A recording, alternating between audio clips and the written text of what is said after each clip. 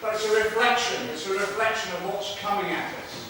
It's a reflection of what this government is all about. And on the comprehensive spending review on the 20th next week, we'll see the detail of this next 4 years or 5 years of cut after cut after cut. Now that's going to require a response. It's already happening right the way across the piece, whether it's cabin crew BA, whether it's the FBU in London or RMT in London. People are willing to fight back and stand up for their rights, but they're being hamstrung by the anti-trade union laws, to be frank with you, which the last government should have scrapped anyway. But this bill will be a small step forward, and by God, we need a few victories at the moment. And we can win on this one. It's very difficult to get a private member's bill through without the support of the government. But if we can get it past second reading, we've got all to play for, dividing up the Liberals and some of the Nats and the others, and you never know. But on Friday, if we fail to get a second reading, to be honest, the Tories will laugh at us, because we can't even mobilise in opposition to get 100 MPs out of bed on a Friday morning and turn up here.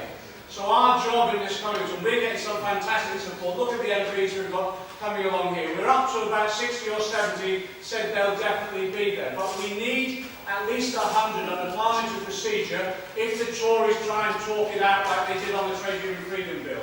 We need 100 there as the quorum to be able to call the vote that the vote be put. So your job today is to go down and talk to people and eyeball them and say, look, we need you. We need you like we've never needed you before. We need you to turn up on that Friday morning. Now, we're getting lots of good support. George Moody, one of the ex-whips, has offered to be the whip to get people in and sort out the vote. We're going through the technical procedures. We're trying to negotiate with some of the other parties as well and see what support we can get out of them. But the backbone of this has got to be Labour MPs turning up on the day. We've got a large number of new Labour MPs, very hard-working, committed, look really good. But some of them might not know the history of this particular piece of legislation. So it's our job to explain that to them, to make sure that they come on the day itself.